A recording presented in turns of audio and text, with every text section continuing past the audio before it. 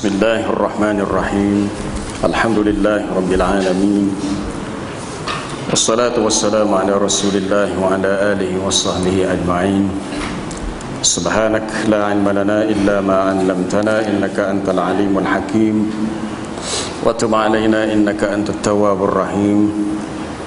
Rabbi shrah li sadri wa yassir li amri wahlul 'uqdatam min lisani yafqahu qawli. Allahumma anfa'na bima 'allamtana wa 'allimna ma yanfa'una. Allahumma zidna 'ilma. Amma ba'd.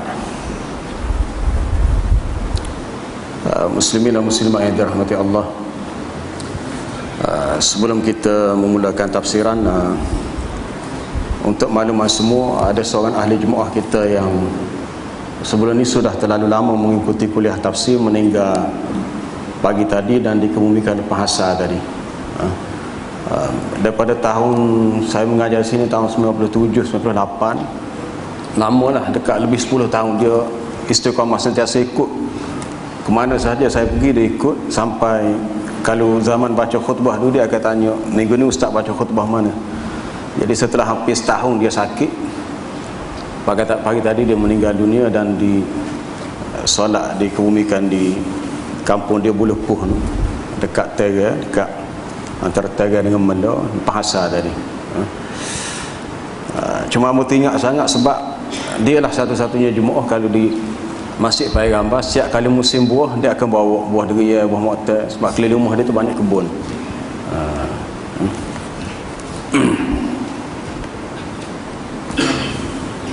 Kita sambung malam ni untuk surah Al-Isra ayat untuk ayat 45 dari surah Al-Isra.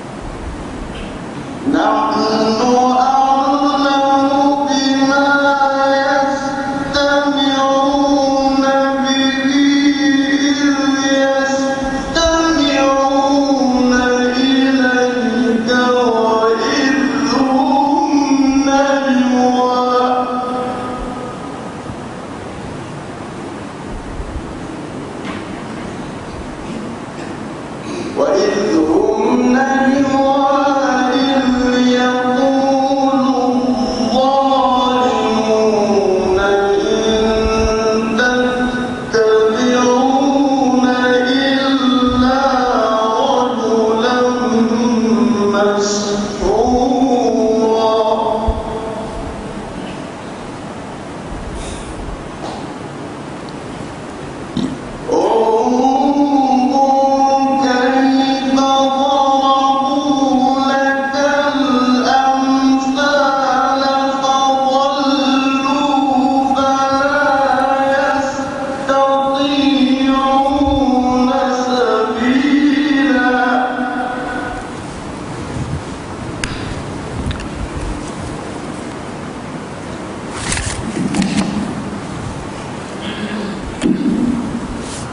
أعوذ بالله من الشيطان الرجيم.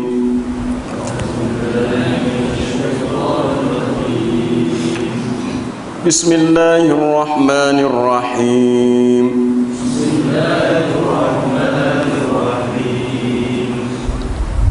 وإذا قرأت القرآن جعلنا بينك وبين الذين لا يؤمنون بالآخرة حجابا مستورا.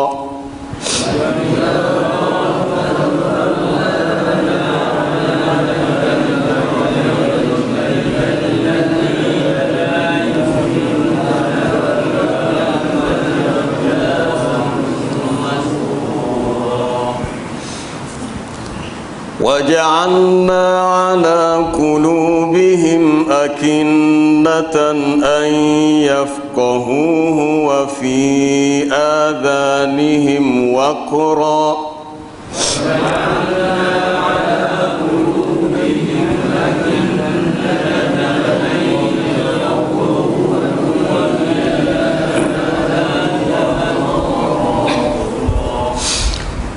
وإذا ذكرت ربك في القرآن وحده ولوا على أدبارهم نفورا.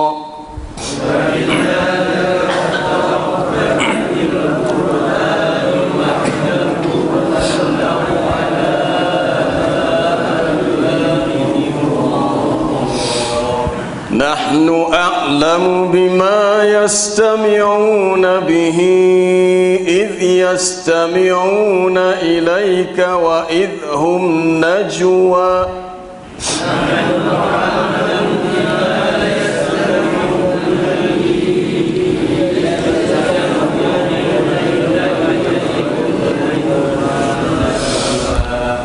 وإذ هم نجوى إذ يقول الظالمون إن تتبعون إلا رجلا مسحورا.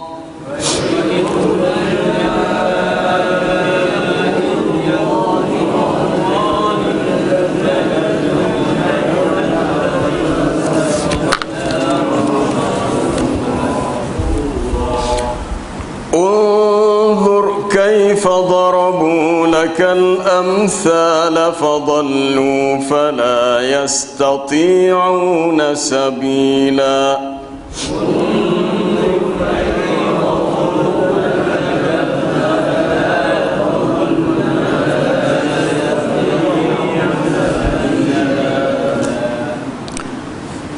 وإذا قرأت القرآن جعلنا بينك وبين الذين لا يؤمنون بالآخرة حجابا مستورا. Dan apabila kamu membaca Al-Quran, nescaya kami jadikan antara kamu dan orang-orang yang tidak beriman kepada hari akhirat, yang tidak beriman kepada kehidupan akhirat, dijadikan suatu dinding yang tertutup. Wa ja'alna ala qulubihim akinnah, dan kami jadikan di atas hati mereka ada tutupan. Ay yafqahuhu wa fi adhanihim waqra, bahawa mereka tidak dapat memahaminya, dan begitu juga dalam telinga mereka ada penyumbat. Wa idza dzakarta rabbaka fil qur'ani wahdah, dan apabila kamu menyebut nama Tuhanmu sahaja dalam Quran, nescaya wallau ala adbarihim nufura, nescaya mereka berpaling ke belakang kerana benci dan mereka lari.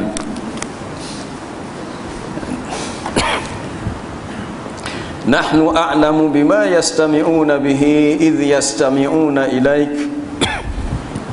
kami lebih mengetahui dalam keadaan mana mereka mendengar, sewaktu mereka mendengar akan kamu. Wa idhum najwa, dan sewaktu mereka berbisik-bisik.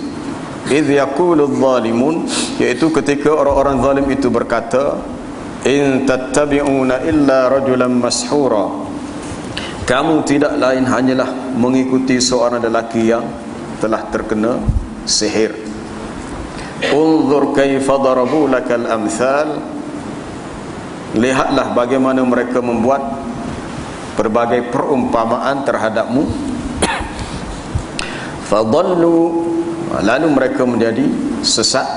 Fala yastati'una sabila, dan mereka tidak dapat menemui jalan, itu jalan yang benar. Itu daripada ayat 45 hingga ayat 48. Untuk ayat untuk ayat 45 terdapat beberapa sebab nuzul kepada ayat ini. Pertama kita lihat Al-Imam Ibnul Munzir mengeluarkan daripada Ibnu Syihab Az-Zuhri, itu Muhammad Ibn Syihab Az-Zuhri, katanya adalah Nabi sallallahu alaihi wasallam idza tala al-Quran ala musyriki Quraisy, apabila baginda membacakan Quran kepada kaum musyrikin Quraisy, wada'ahum ilal kitab, dan menyuruh mereka kepada beriman kepada Al-Quran, qalu, lalu mereka berkata dengan ejekan bahawa qulubuna fi akinnah, hati mereka ada, hati kami ada tutupan, mimma tad'una ilaih, terhadap dakwah yang kamu ajak kami kepadanya, dan dalam telinga kami ada waqrun, ada penyumbat. Dan mereka berkata, wa min bainina wa bainika hijab, antara kami dan kamu ada hijab, ada dinding, ada sekatan. Itu ayat tu dipetik daripada surah Fussilat ayat ke-5. Jadi apabila itulah dia punya tindak balas mereka, lalu turunlah ayat wa idza qara'tal Quran, ayat 45 surah Al-Isra.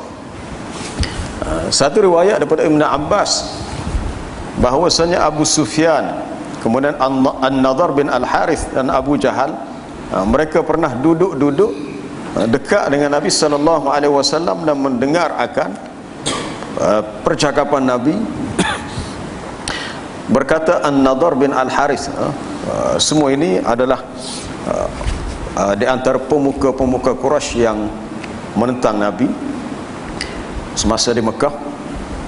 Kata An-Nadhr, ma adri ma yaqulu Muhammad, aku tidak tahu apa yang Muhammad perkatakan, ghaira anni ara syafataihi tataharraku bi syai', cuma aku melihat kedua bibir mulutnya menggerakkan sesuatu. Kata Abu Sufyan, inni la ara ba'dha ma yaquluhu haqqan, sesungguhnya aku melihat sebahagian yang dia perkatakan adalah benar. Berkata Abu Jahal, huwa majnun, dia ni seorang yang gila. Berkata Abu Lahab, huwa kahin, dia seorang tukang tilik nasib. Berkata Huwaitib bin Abdul Uzza, dia ni seorang yang syair, pandai bersyair. Lalu fanazalat hadhil ayah, turunlah ayat ini. Ada riwayat lain menyebut bahawa Nabi sallallahu alaihi wasallam idza arada tilawatal Quran, apabila mahu membaca Quran, maka baginda akan membaca sebelum dibacakan Quran, dibaca dahulu 3 ayat berikut. Ini riwayat ini dikemukakan oleh Imam Fakhruddin Ar-Razi dalam tafsirnya At-Tafsirul Kabir. Pertama dibaca ayat 57 surah Al-Kahfi, inna ja'alna ala qulubihim akinnatan an yafqahuhu wa fi adhanihim waqra wa in tad'uhum ila al-huda falan yahtadu idzan abada. Hampir sama dengan ayat yang ke-46 surah Al-Isra. Kemudian yang kedua dibaca ayat dalam surah An-Nahl 108, ulaika alladzina taba'a Allahu ala qulubihim wa sam'ihim wa absarihim wa ulaika humul ghafilun. Dan yang ketiga dibaca ayat 23 surah Al-Jathiyah, afara'aita man ittakhadha ilahahu hawahu wa adallahu Allahu ala ilm wa khatama ala sam'ihi wa qalbihi wa ja'ala ala basarihi ghishawah faman yahdihi min ba'dillah afala tadhakkarun. Jadi setelah Nabi baca ketiga-tiga ayat ini dalam surah Kahfi, dalam surah An-Nahl, dalam surah Al-Jathiyah, fakana Allah yahjibuhu bi barakati hadhil ayat an uyunil musyrikin.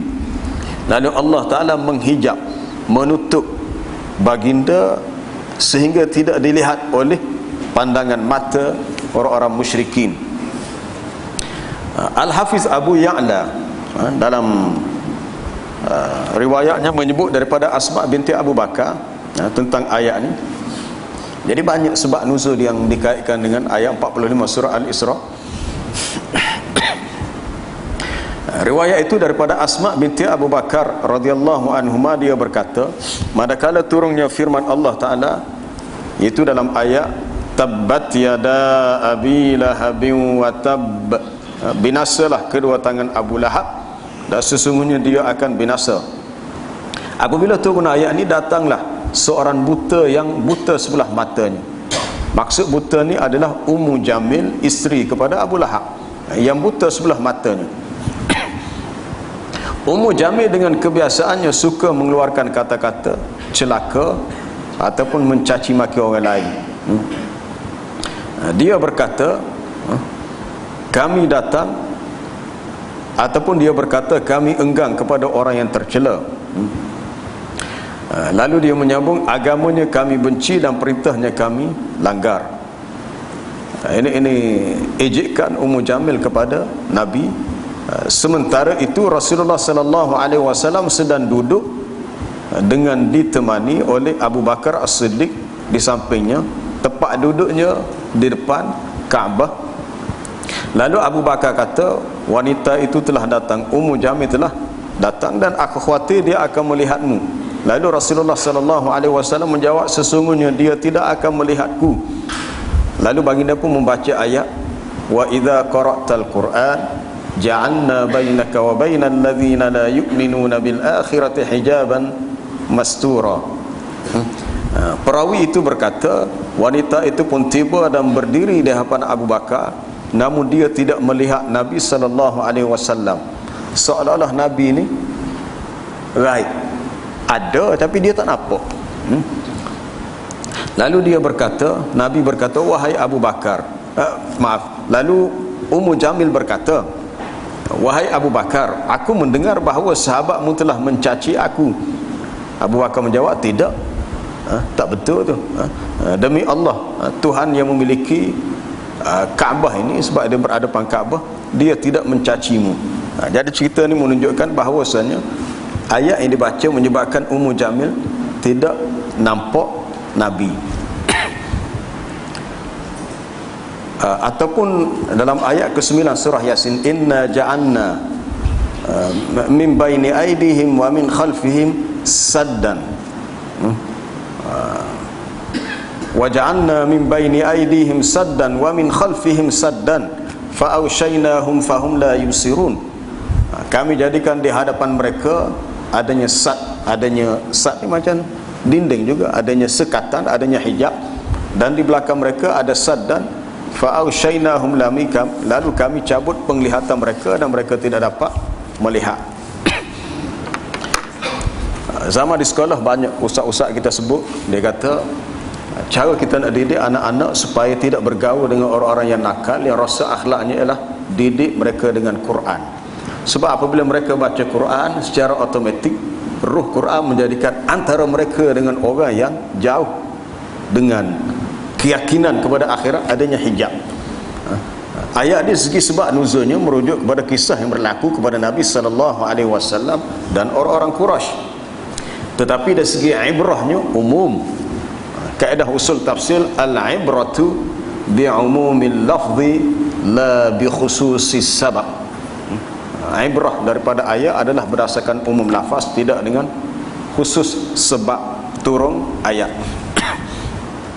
Hal yang sama berlaku sama ada orang tu langsung tidak beriman kepada akhirat, kita kata orang kafir, ataupun orang Islam yang lemah keyakinannya kepada akhirat, ataupun yang rosak akhlaknya. Bagaimana kita nak menjaga generasi Islam kita supaya tidak terheret sama dengan kerosakan mereka?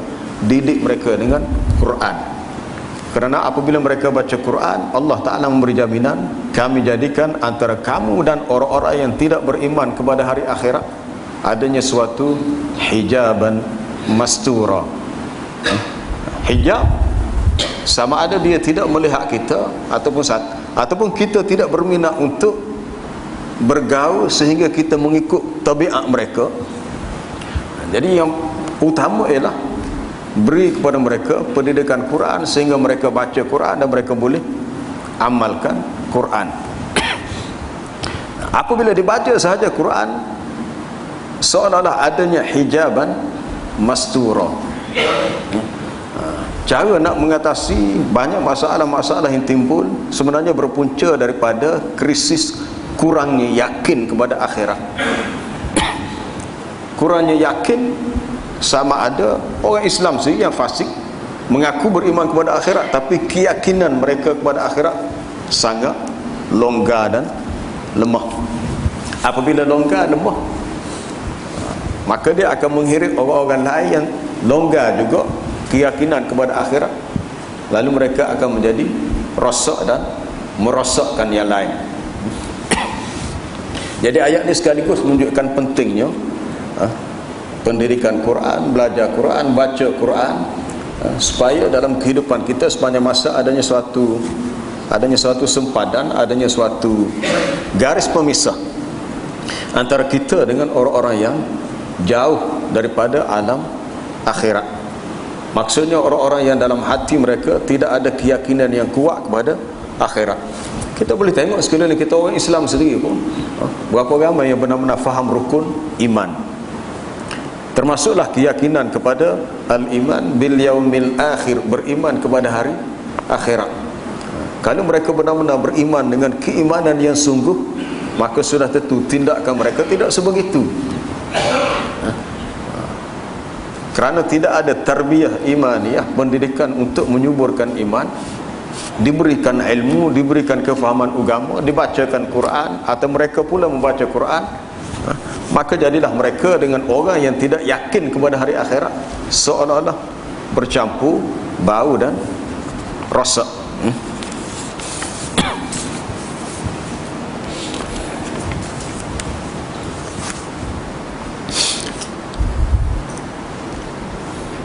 Yang dikatakan hijab yang mastur ialah as-satir, penutup. Fahuwa yasturul basair an tubsira haqa'iqil asya', yang menutup pandangan-pandangan hati, pandangan basair. Basair daripada basirah, merujuk kepada pandangan hati yang nampak kebenaran hujah daripada dia melihat hakikat sesuatu. Kemudian ayat 46, waja'alna ala qulubihim akinnatan an yafqahuhu wa fi adanihim waqra. Dan kami jadikan di atas hati mereka ada akinnah maknanya aghtiyah, adanya ghita, adanya penutup, sehingga mereka tidak dapat memahaminya. Kalau mereka mendengar Quran atau membacanya, dengar itu sekadar dengar sajalah, dengar saja, tetapi ada penutup dalam hati, dan dalam telinga mereka ada sesuatu yang menyumbatnya, seolah-olah ada suatu benda yang berat. Waqran maknanya thaqlan, thaqil, sesuatu yang berat, seakan-akan mereka terhalang daripada mendengar Al-Quran. Ayat sebegini diulang beberapa kali, boleh lihat dalam surah Al-Kahfi tadi. Waja'alna ala qulubihim akinnatan an yafqahuhu wa fi adanihim waqra wa in tad'uhum ilal huda falan yahtadu idzan abada. Sekiranya kamu menyeru mereka kepada petunjuk, mereka sekali-kali tidak akan dapat petunjuk pun sampai bila-bila. Ataupun dalam surah Al-An'am, waja'alna ala qulubihim akinnatan an yafqahuhu wa fi adanihim waqra wa in yaraw kulla ayatin la yu'minu biha hatta idza ja'uka yujadilunaka yaqulu alladhina kafaru in hadha illa asatirul awwalin. Apabila mereka melihat setiap ayat, bukti tanda kekuasaan Allah, mereka tidak beriman dengannya. Adapun Allah Ta'ala menjadikan pada hati mereka ada penutup, bukan kerana Allah Ta'ala hendak menzalimi, menganiaya mereka. Dijadikan dalam hati mereka ada penutup, kesan daripada perbuatan dan tindakan mereka sendiri. Allah Ta'ala jadikan pada hati mereka ada penutup, kesan daripada perbuatan mereka sendiri, sehingga mereka tidak dapat menerima hidayah, petunjuk. Kita khawatir, kita bimbang kalau ada dalam kalangan kita, kawan kita, ahli keluarga kita, orang-orang yang sebenarnya dalam hati mereka ada akinnah, ada penutup. Mungkin mereka pernah baca Quran, pernah dengar Quran, tapi tidak mampu untuk tadabbur. Afala yatadabbaruna al-Quran am ala qulubin aqfaluha. Adakah mereka tidak mentadabbur Al-Quran atau hati mereka yang terkunci? Kenapa kita ni tidak minat dengan Quran? Tidak suka. Kenapa? Ada sesuatu yang menyebabkan kita tidak mesra, tidak rapat dengan Quran. Mungkin ada sesuatu yang menyebabkan hati kita terkunci. Macam mana kita nak buka kunci tu? Kalau kita mahu berfikir, sebab ayat dalam surah Muhammad itu menyebut akfal, terkunci. Tapi ayat adalah surah Al-Isra, surah Al-An'am, surah Al-Kahfi sebut dengan perkataan akinnah. Ada tutupan, tutup. Tapi perkataan kunci dia lebih apa dia? Lebih mendalam maksudnya daripada tutup. Tutup, kunci, qaflun, akfal. Suatu nama yang dipakai bagi sesuatu yang apabila dikunci menyebabkan apa yang di dalam tidak boleh keluar dan apa yang di luar tidak boleh masuk ke dalam. Kalau rumah kita sudah berkunci, selagi kita tak pecah ibu kunci itu ataupun tak tendang pintu, maka kita yang di luar tak boleh masuk ke dalam, yang dalam tak boleh keluar. Itu berkunci. Allah Ta'ala membuat perbandingan, ada kalanya hati itu terkunci sehingga Quran yang dibaca tidak dapat ditadabbur ataupun tidak berminat langsung dengan Quran. Maka wujudlah golongan manusia yang Nabi SAW berdoa, wa qala ar-rasul ya rabbi inna qaumi ittakhadhu hadzal qur'ana mahjura. Rasul berkata, wahai Tuhanku, sesungguhnya kaumku menjadikan Quran sesuatu yang ditinggalkan, tidak dipedulikan. Bila hati terkunci, hidangan rohani daripada Quran tidak berjaya mereka ambil. Jadi jiwa mereka terus sakit dan kotor. Kerana Quran ini adalah ruh untuk menghidupkan jiwa, untuk menghidupkan hati. Baik. Wa idza dzakarta rabbaka fil Qur'ani wahdah. Dan apabila kamu menyebut nama Tuhanmu sahaja dalam Quran, maksudnya apabila engkau ya Muhammad hanya mentauhidkan Allah Subhanahu wa taala dalam bacaanmu dan kamu hanya mengucapkan la ilaha illallah, tiada Tuhan yang berhak disembah dengan sebenarnya melainkan Allah. Jadi apabila orang-orang kafir yang tidak beriman kepada hari akhirat dengar perkataan ini, mereka terus wallau, berpaling ke belakang dan terus lari, disebabkan bencinya mereka. Cuba kita perhati, ada setengah manusia dia tak suka kalau disebut peringatan daripada agama. Walaupun kadang-kadang mungkin di pejabat dia tu, bos dia suka kepada agama, dia kata staf kita mungkin tak ada masa nak pergi masjid dan dengan kuliah, maka sekali seminggu dipanggil lah ustaz-ustaz di luar untuk buat kuliah tazkirah, mungkin setengah jam, 1 jam seminggu sekali ke. Ini banyak berlaku di mana-mana besar, khusus di Kuala Lumpur. Syarikat-syarikat korporat yang ada kesedaran ke agama yang buat begitu untuk staf mereka. Dan kita tahu ada sebahagian rakan-rakan kita yang duduk di Kuala Lumpur yang terlibat. Dia kata dia dipanggil untuk bagi kuliah tafsir di pejabat-pejabat yang memang hebat. Tak perlulah hamba sebut, seminggu sekali. Kadang setengah staf hok dengar tu adalah orang yang bukan Islam. Dia cerita hingga terpaksa disampaikan kuliah tafsir dalam bahasa Inggeris sebab ada staf orang asing, orang luar mari, jadi nak meraihkan orang putih tu, dia baca tafsir dalam bahasa Inggeris dan dia galakkan setiap yang mendengar tu bawa Quran yang ada, tafsir ada, terjemahan. Dia kata 2 minggu lepas tu staf ni walaupun dia bukan Islam, dia berminat untuk ikut kuliah tafsir, dia bawa Quran yang ada terjemahan bahasa Inggeris. Mungkin Allah Ta'ala nak bagi hidayah dengan cara tu. Tapi ada pun orang yang langsung tidak berminat bila disebut nama Allah dan urusan agama, mereka terus berpaling.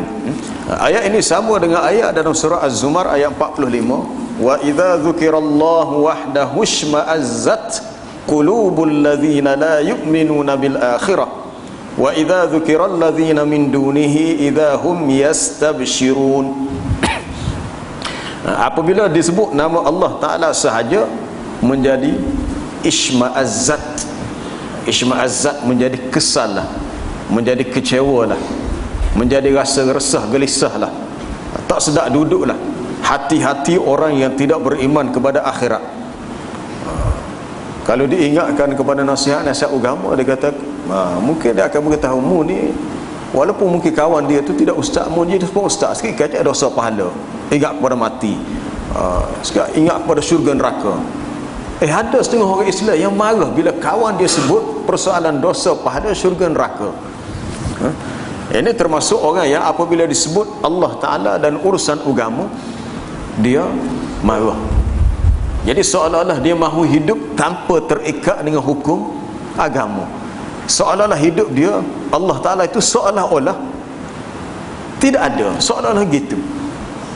Walaupun kalau ditanya kepada dia, adakah dia beriman kepada Allah? Beriman. Tapi tindakan dia dalam hidup seolah-olah merasakan bahawa Allah Ta'ala itu seperti tiada baginya, berdasarkan tindakannya. Orang yang yakin kepada Allah, maka tindakannya mesti selari dan sejajar dengan perintah agama. Dan orang yang sebegini, apabila disebut selain daripada Allah, tiba-tiba mereka akan rasa yastabshirun, merasa sangat gembira dan suka hati. Imam Qatadah berkata, berhubung dengan ayat wa idza dzakarta rabbaka fil qur'ani wahdah, kata Imam Qatadah, sesungguhnya apabila orang-orang Islam mengucapkan kalimah tauhid la ilaha illallah, maka orang-orang musyrik sangat mengingkarinya. Kalimah ini sangat agung bagi mereka, sehingga iblis dan bala tenteranya sangat gigih untuk mengurangkan orang-orang yang mengucapkannya. Akan tetapi Allah Subhanahu wa ta'ala tidak mahu mentakdirkan perkara itu, bahkan terus meninggikan dan menzahirkan kalimah tauhid ini terhadap orang-orang yang dikehendaki olehnya. Baik. Nahnu a'lamu bima yastami'una bihi idh yastami'una ilaika wa idhum najwa idh yaqulu adh-dhalimuna in tattabi'una illa rajulan mashura. Kami lebih mengetahui apa yang keadaan mereka ketika mereka mendengar. Ini ada kisah yang menarik berhubung dengan ayat ni. Ketika mereka mendengar ucapan Nabi, dan ketika mereka najwa ni maknanya berbisik-bisik. Perkataan najwa dia banyak digunakan dalam bentuk yang negatif. Itu dalam bentuk isim masdar, kata nama terbitan. Kalau kita berbisik, kan dalam hadis sebut idza kuntum thalathatan fala yatanaja, apabila kamu berada dalam satu majlis ada 3 orang, janganlah kamu berbisik dengan seorang lagi dunal al-akhar, tanpa yang ketiga ikut sama. Sebab kalau kita dalam satu tempat ada 3 orang, A duduk bisik dengan B, C duduk jauh, akan merasa sedih. Mungkin dia kata duduk mengopak cara aku, sehinggalah semuanya bergabung duduk bersama. Maka dari segi adabnya tidak dibenarkan berbisik. Ataupun dalam ayat innaman najwa minasyaitan liyahzunal ladzina amanu wa laysa bidarrihim syai'an illa biiznillah. Bahasa perbuatan berbisik-bisik itu yang dilakukan sesama mereka sebenarnya berpunca daripada syaitan, untuk menimbulkan rasa sedih hati kepada orang-orang yang beriman. Itu boleh rujuk dalam surah Al-Mujadalah berhubung dengan ayat ya ayyuhalladzina amanu la tatanajaw idza tanajaitum fala tatanajaw bil itsmi wal udwani wa ma'siyatir rasuli wa tanajaw bil birri wat taqwa. Berhubung dengan masalah berbisik-bisik. Ini pernah berlaku kepada orang-orang musyrikin. Mereka mencuri dengar percakapan Nabi, kemudian mereka berbisik-bisik sesama mereka dengan berkata bahawa tidaklah yang orang-orang Islam ikut ini kecuali seorang lelaki yang telah kena sihir. Satu riwayat yang disebut oleh Ibnu Syihab Az-Zuhri, bahawasanya pada suatu hari, pada suatu malam, ini zaman ketika Nabi berdakwah di Mekah, Abu Sufyan bin Harb, kemudian Abu Jahal bin Hisham, dan Al-Akhnas bin Shuraik. Mereka keluar pada suatu malam untuk mendengar bacaan Rasulullah sallallahu alaihi wasallam ketika baginda sedang solat malam di rumahnya. Masing-masing mengambil posisi untuk mendengarnya. Dia tak pakat. Masing-masing pergi. Abu Sufyan duduk tempat lain, Abu Jahal tempat lain, Al-Akhnas bin Shuraik tempat lain. Dan masing-masing tak tahu pada masa yang sama ada orang lain. Dia pergi ke rumah Nabi. Di situ Abu Sufyan ada, tapi posisinya lain. Abu Jahal duduk tempat lain. Dan Abu Jahal tak sedar masa dia duduk mendengar Nabi baca Quran dalam rumah tu, pada masa yang sama ya Abu Sufyan juga turut mendengarnya. Dan dia tidak sedar pada masa yang sama Al-Akhnas bin Shuraik juga mendengarnya. Jadi dalam tiga orang ni masing-masing tidak tahu dah bahasa dia seorang mencuri dengar bacaan Nabi, rupanya ada lagi orang lain. Masing-masing mengambil posisi kedudukan, sementara masing-masing tidak mengetahui keberadaan yang lain. Boleh faham kan ni? Ada tiga orang, Abu Jahal, Abu Sufyan dan Al-Akhnas. Masing-masing pergi ke rumah Nabi untuk mendengar bacaan Nabi waktu malam, tapi bukan pergi pakat dah, pergi sendiri-sendiri dan duduk pada tempat yang berlainan. Satu sama lain tak khabar masa dia dengar tu ada lagi orang lain duduk dengar, turut mendengar sama. Semalam suntuk mereka mendengar bacaan Rasulullah sallallahu alaihi wasallam, sehingga apabila fajar menyingsing hampir keluar, mereka pun berpatah balik. Ketika mereka bertemu di satu jalan, mereka saling mencela. Bila patah balik sampai tengah jalan baru khabar, kamu mari situ juga. Masa duduk kat rumah Nabi tadi tak khabar lagi. Masing-masing berkata kepada yang lain, jangan lagi kamu kembali, bawalah ginya. Bawalah lagi lain kali, kerana jika ada anak buah kita yang melihat kita berada di sini, pasti mereka akan fikir yang bukan-bukan. Pada malam yang kedua, ketiga-tiga tu pergi pula tempat tu. Tengok Quran ni hebat. Walaupun orang kafir ni tak seberimai, tapi dia kata situ dia rasa nak pergi dengar lagi. Dia pesan dah semalam Abu Sufyan pesan kepada Abu Jahal dengan Al-Akhnas bagi. Pada tu dia pergi pula, kawan lagi juga. Dia pesan kok lain jangan pergi, dia pergi, dua lagi pergi juga. Kemudian bila patah balik, jumpa pula tengah jalan. Jumpa pula tengah jalan. Malam yang ketiga begitu juga. Dan begitulah seterusnya. Ini membawa kepada suatu keadaan bahawasanya pada pagi hari esoknya, setelah mengambil tongkatnya, Al-Akhnas keluar menemui Abu Sufyan yang berada di rumahnya. Kemudian dia bertanya kepada Abu Sufyan, bagaimana menurutmu wahai Abu Hanzalah tentang yang kamu dengar daripada Muhammad itu? Lalu Abu Sufyan menjawab, wahai Abu Sa'labah, demi Allah, sesungguhnya yang telah aku dengar itu ada yang aku kenal maksud dan tujuannya, dan ada yang pula aku tidak mengerti maksudnya. Al-Akhnas pun kata begitu pula denganku. Kemudian keduanya keluar, bertemu pula Abu Jahal. Lalu Akhnas berkata, wahai Abul Hakam, ini gelaran bagi Abu Jahal. Abu Jahal ni nama dia sebenarnya bukan Abu Jahal. Itu gelaran hak Nabi bagi sebab dia ni bapa kepada kejahilan. Dia lebih dikenali dengan Abul Hakam. Bagaimana pendapatmu tentang apa yang kamu dengar daripada Muhammad itu? Lalu Abu Jahal kata, apa yang aku dengar tak ada apa. Dia seolah-olah cuba menutup kebenaran yang dia dengar dengan mengatakan dia tak dengar apa-apa pun. Adapun Al-Akhnas dengan Abu Sufyan mengakui bahawa yang dia dengar tu ada yang dia faham, ada yang dia faham, dan ada nilai kebenaran. Lalu Abu Jahal kata, dahulu kami dengan Bani Abdul Manaf pernah saling merebut kehormatan, maksudnya kemuliaan di Mekah. Mereka memberi makan, kami pun memberi makan. Mereka menolong, kami pun menolong orang yang susah. Mereka memberi, kami memberi. Sehingga ketika kami sama-sama duduk berlutut di atas kafilah, sedang kami bagaikan kuda yang siap untuk dipacu pergi, lalu Bani Abdul Manaf berkata, daripada kami lahir seorang Nabi yang datang kepadanya wahyu dari langit, maka sampai bila pun kami tidak akan mendapat kesempatan ini. Demi Allah, selamanya kami tidak akan beriman dan membenarkannya. Ini dia punya degilnya dia. Walaupun dia tahu perkara yang benar, tapi dia seolah-olah berjanji tidak mahu beriman dan membenarkannya. Lalu bila mendengar ucapan itu, Al-Akhnaf pun bangkit, lalu dia pun pergi.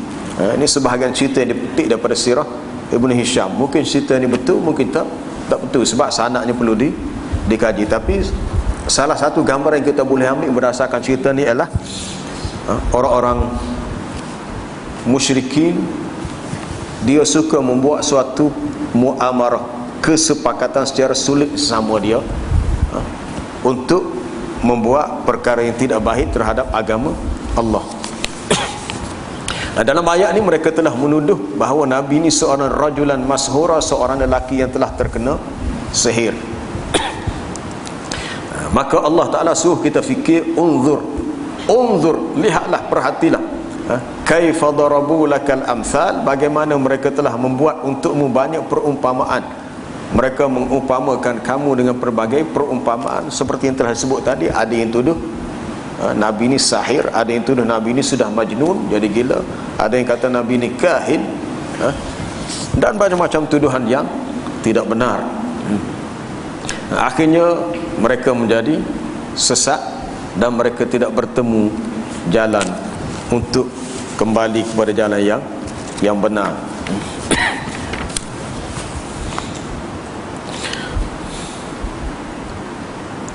Jadi kesimpulan yang kita boleh ambil daripada ayat yang kita baca malam ni ialah bahawasanya Allah Ta'ala pernah menghijab, menutup pandangan orang-orang kafir Quraisy, sehingga mereka tidak melihat Nabi ketika mana Nabi SAW membacakan Al-Quran. Ketika Nabi membacakan Al-Quran,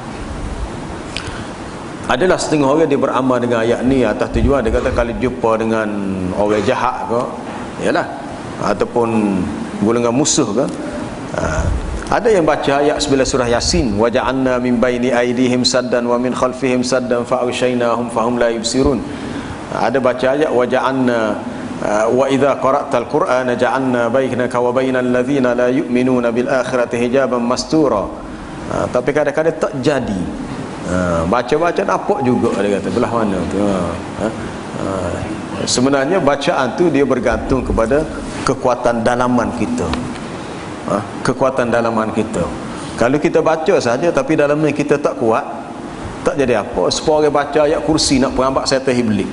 Betul, syaitan iblis dia akan lari daripada bacaan ayat kursi. Tapi kalau orang yang baca ayat kursi pun macam syaitan iblis juga. Macam cerita semalam Ustaz Bakhtiar Nasir daripada Indonesia menceramah di Masjid Telipuk semalam.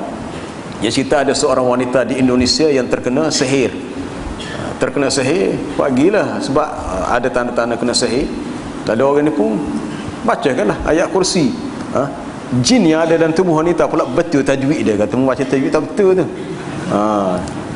Bukannya jin tu nak lari, tidak. Orang yang baca ayat kursi pula disindir, tak betul tajwidmu tu. Nak baca molek ayat kursi tu. Maknanya kekuatan sebenar adalah dalaman.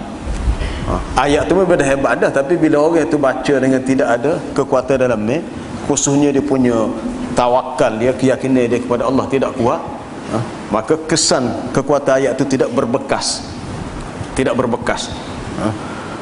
Kita kalau berdepan dengan musuh ataupun orang yang jahat, di antara doa Nabi ajar ialah Allahumma inna naj'aluka fi nuhuri a'daina wa na'udzubika min syururihim. Ada yang kata baca ayat hasbunallah wa ni'mal wakil. Boleh juga itu diambil daripada surah Ali Imran, alladzina qala lahumun nas innan nasa qad jama'u lakum fakhshawhum fazadahum imana wa qalu hasbunallah wa ni'mal wakil. Hasbunallah wa ni'mal wakil. Sebenarnya ayat-ayat sebegini ni bila kita jadikan wirid zikir, kita bukan hanya baca ketika kita berdepan dengan situasi yang terdesak, kena baca semua. Kita ni kadang-kadang kita ambil ayat Quran atas tujuan untuk situasi yang tertentu. Mungkin sebelum ni kita tak pernah baca pun, kita tidak jadikan ia sebagai wirid kita, doa kita seharian. Hasbunallah wa ni'mal wakil pun kita tak baca. Wa idza qara'tal qur'ana ja'alna bainaka wa bainal ladzina la yu'minuna bil akhirati hijaban mastura. Ayat ni pun kita tak baca, kecuali kita hafal baca apabila terdesak. Terdesak, maksud terdesak ialah bila berdepan dengan situasi bawa kereta, kebetulan terlupa nak perbaharui rock tag.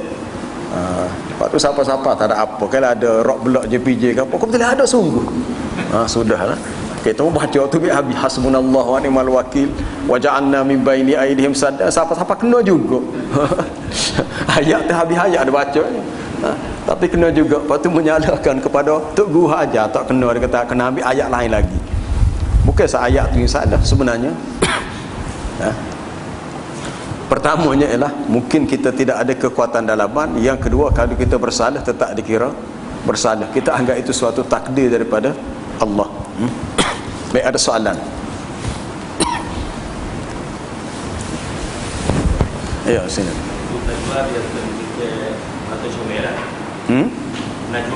Najwa ya.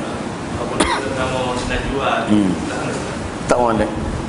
Perkataan nama tu kuih molek. Dia pemain Najwa Hidayah.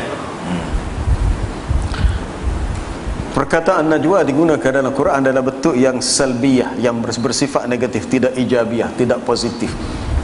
Sebab tu kita nak ambil nama dalam Quran, kena tengok ke penggunaan dia tu. Adakah pada sisi, pada sudut yang positif atau negatif.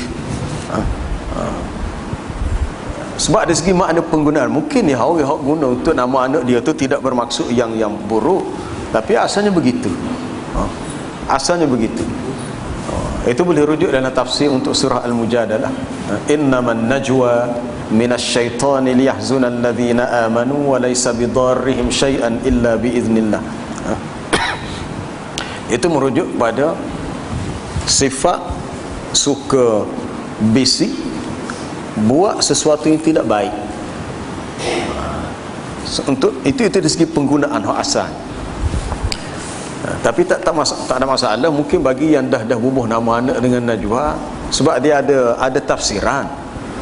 Dia maksud hak tidak baik itu dia berdasarkan kepada tafsiran tadi, sebab dari segi penggunaan dalam Qurannya begitu. Tapi lafaz perkataan itu sendiri bukanlah maksudnya buruk, tapi dari segi sudut tafsirannya, berdasarkan cara ia digunakan, berdasarkan siyaqul ayat yang mengguna pakai kalimah najwa itu sendiri. Itu maksudnya.